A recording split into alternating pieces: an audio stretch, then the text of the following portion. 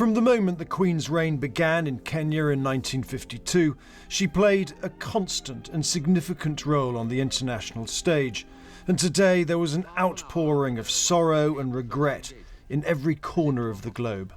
As her 12th Canadian Prime Minister, I'm having trouble believing that my last sit-down with her was my last. I will so miss those chats. She was thoughtful, wise, curious, helpful, funny, and so much more. She was one of my favorite people in the world, and I will miss her so.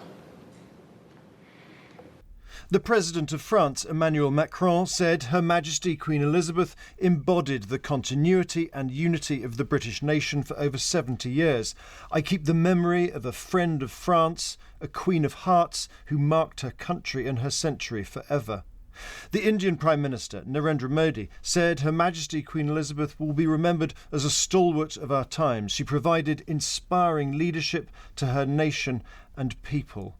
And the President of Ukraine, Volodymyr Zelensky, said it is with deep sadness that we learned of the death of Her Majesty Queen Elizabeth. On behalf of the Ukrainian people, we extend sincere condolences to the royal family, the entire United Kingdom and the Commonwealth over this irreparable loss.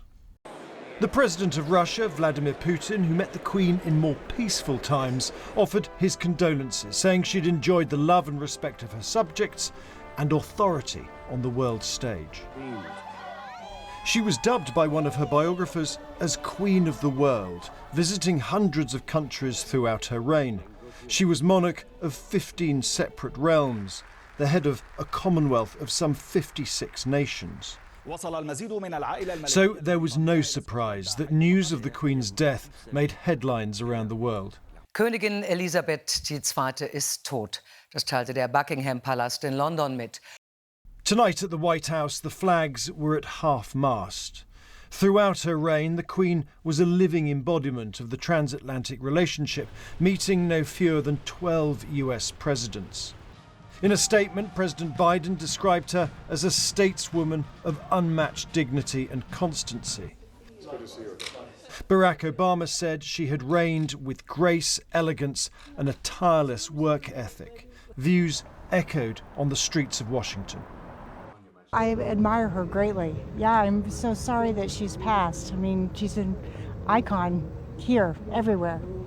Horrible. I've been reading about her my whole life. She's one of the sane people in the UK, like the US, and that's just sad.